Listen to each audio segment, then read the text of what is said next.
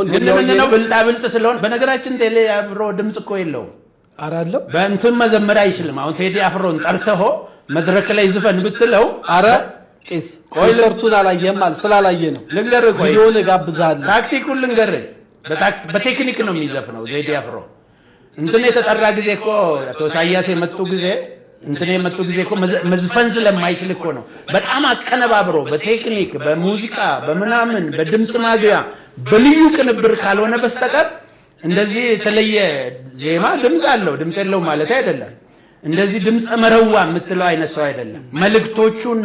መልእክቶቹን ደግሞ ይጠብቅና ህዝብ በሚኮረክር መልክ ስለሚያወጣ እንጂ ያን ያህል እንትን የምትለው አይደለም። ዜመኛ አይደለም ነው የምትለው ዜመኛ አይደለም መረዋ ድምጽ መረዋ የሚባል አለ።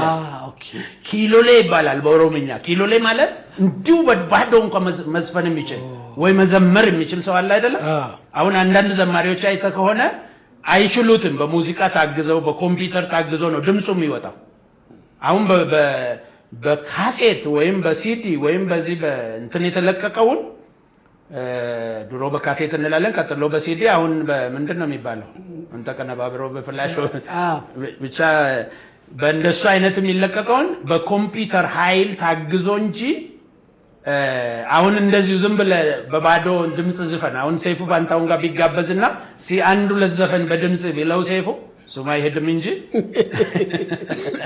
ቢለው አይችልም።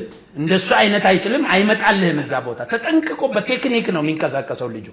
በጣም ብልጥ ነው ነው የምትለው? አዎ በማይንድ ነው በካልኩሌሽን ነው የሚሄደውና ያ አይነት ነው። ስለዚህ ሌላውንም ዘፈን ሲወስድ ያ ነው። ልክ ቴዲ ብቻ አይደለም እንግዲህ ቴዲ አሁን ወሰደ አይደለም።